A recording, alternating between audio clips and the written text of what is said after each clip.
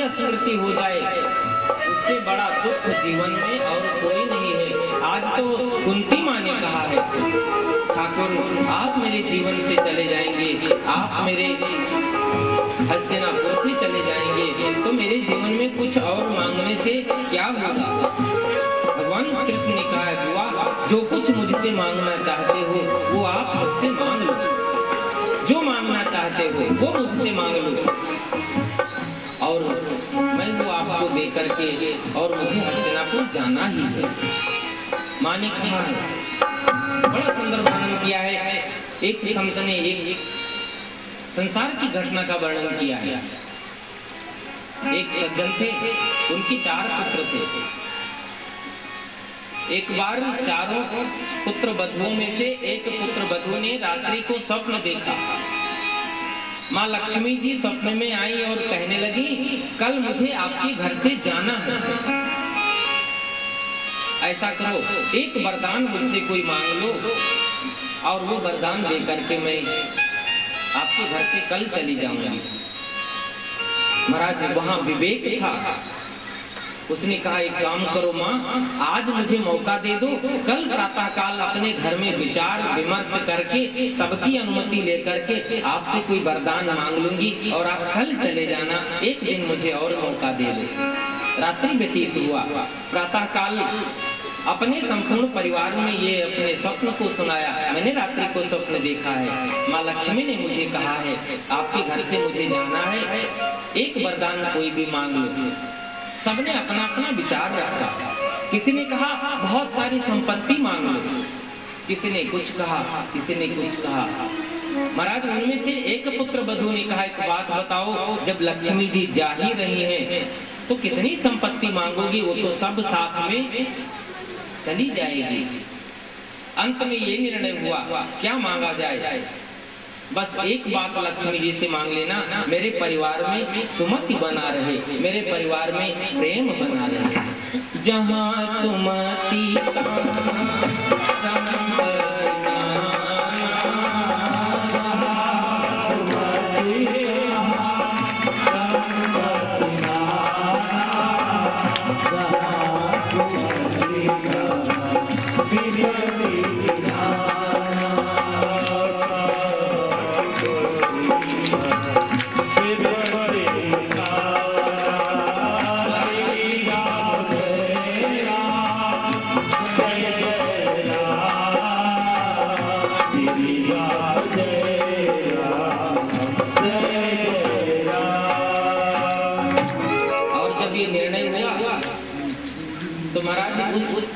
पुत्र बधू ने रात्रि को जब स्वप्न देखा और माँ लक्ष्मी ने पूछा क्या चाहिए, तो उसने कहा बस एक काम करो और आपसे कुछ मांगना नहीं है, मेरे परिवार में मेरे घर में सुमति बना रहे, प्रेम बना रहे। माँ लक्ष्मी ने कहा देवी एक काम कर। बोले क्या? बोले जरा मेरे पैरों में एक बार तो नजर डाल के तो देख, एक बार दृष्टि डाल के तो देख। बोले क्या? तो लक्ष्मी ने कहा मेरे दोनों पैरों में जो बेड़ियां पड़ी हैं वो और कोई नहीं। बोले किसके? बोले बस प्रेम और सुमति की मेरे पैरों में बेड़ियां होती हैं। जिस घर में प्रेम होता है, जिस घर में सुमति बना होता है, मैं वहां से अन्यत्र कहीं जा नहीं सकती, मुझे वहां रहना पड़ता है। आज तो महाराज माँ कुंती ने भगवान से निवेदन किया है यदि आपको देना है तो मैं आपसे मांग लेती हूँ और आप मुझे वरदान दे करके हमेशा हमेशा के लिए द्वारिका चले जाएं, कोई बात नहीं। देखा जाए तो हमारे धार्मिक ग्रंथों के माध्यम से इतना बड़ा और इस प्रकार से मांगने वाला वरदान शायद मुझे और कोई दूसरा नहीं मिलता जैसा माँ कुंती ने मांगा है। माँ कुंती ने कहा भगवान मैं ये तो जानती हूँ संसार में चाहे सुख है चाहे दुख है ये दोनों आपके हैं, मैं किसे मांग लूं और किसे छोड़ दूं, लेकिन मैं आपसे मांगती हूँ संसार में जितने सारे दुख हैं सारे दुख मेरे झोली में दे दो और आज के बाद संसार में कोई व्यक्ति दुखी न रह जाए।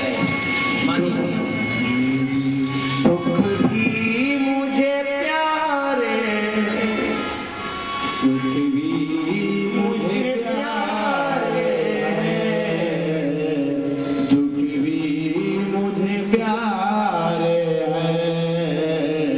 छोड़ू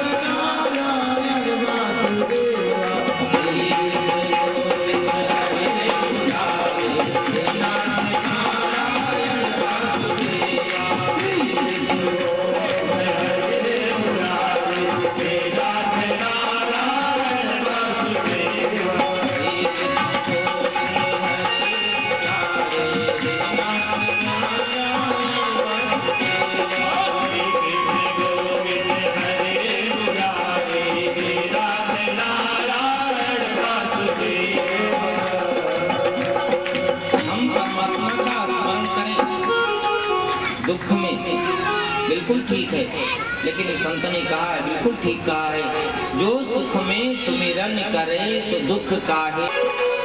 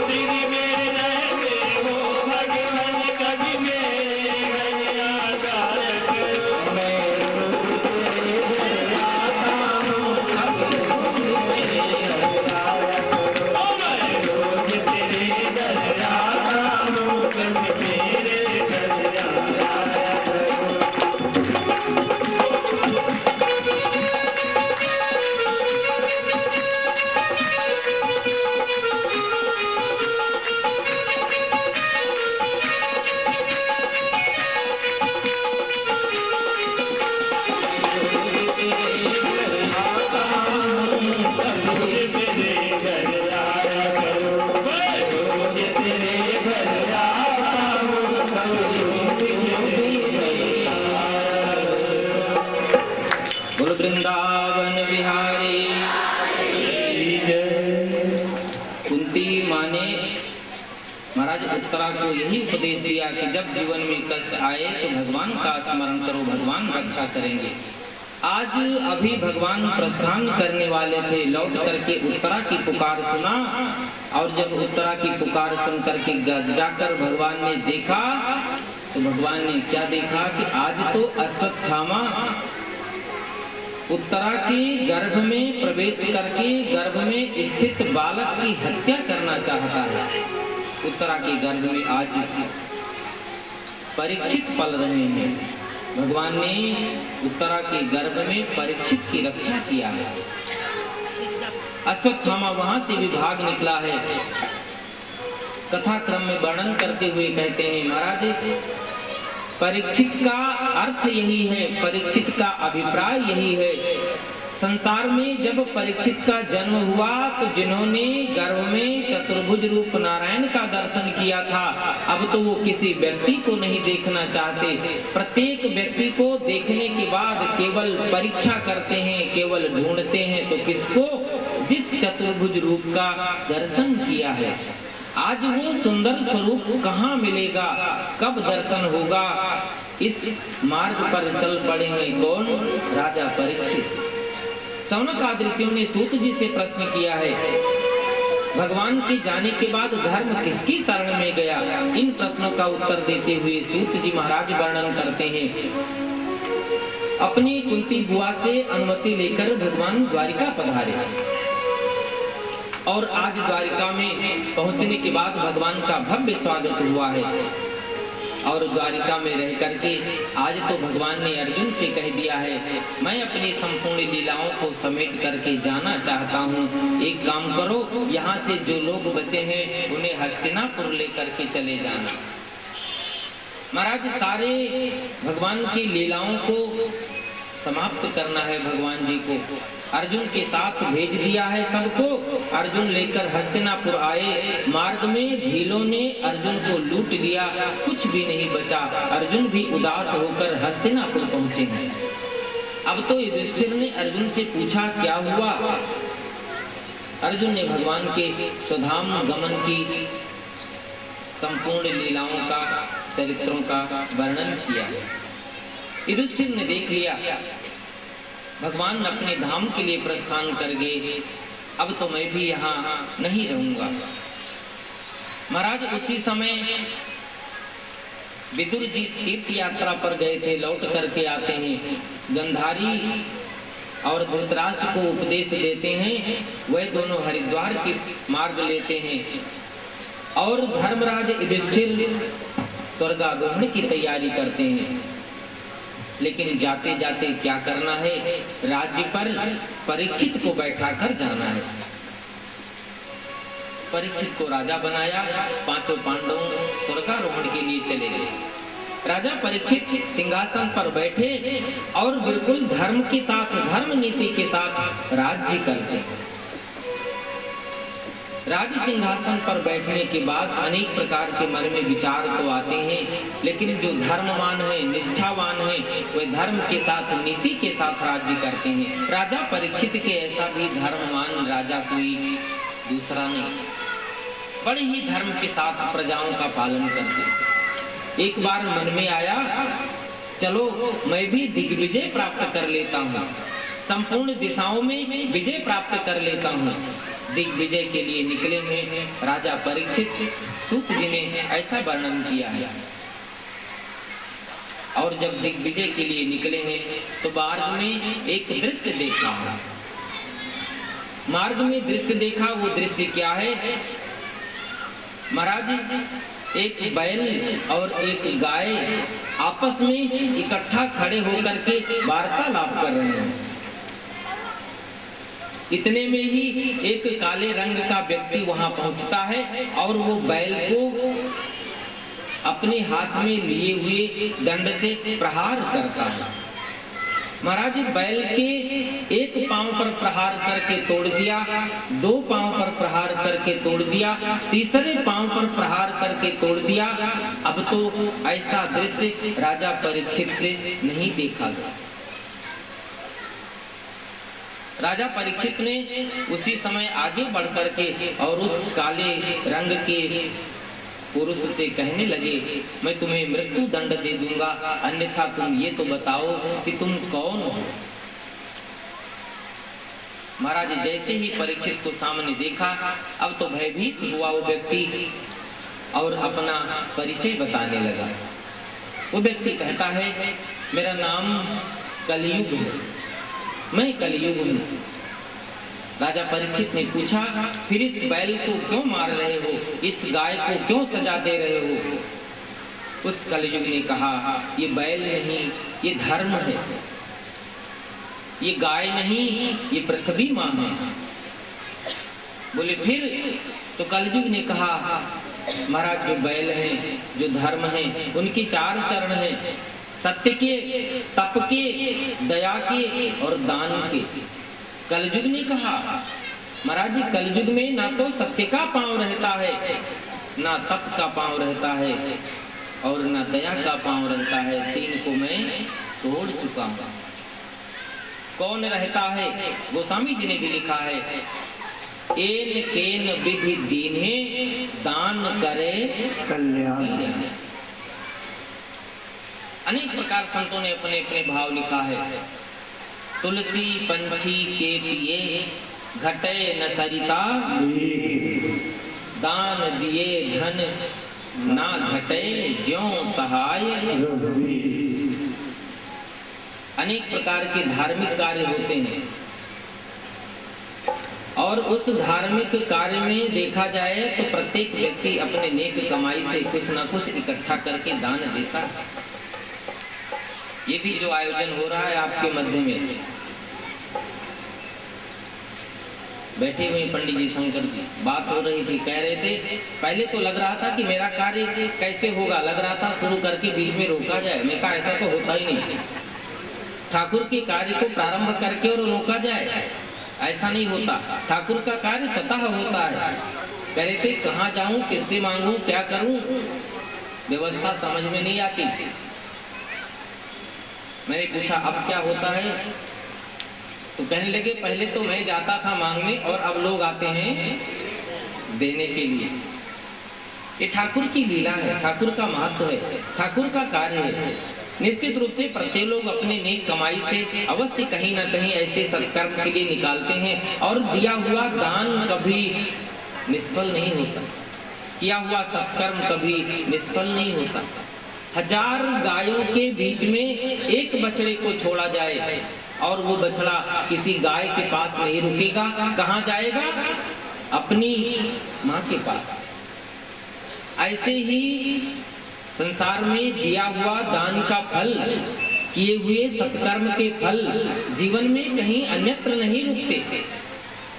वो तो लगता है कि मैंने दिया, नहीं नहीं, वो दिया नहीं है, वो न जाने कितना गुना बढ़ा दिया है।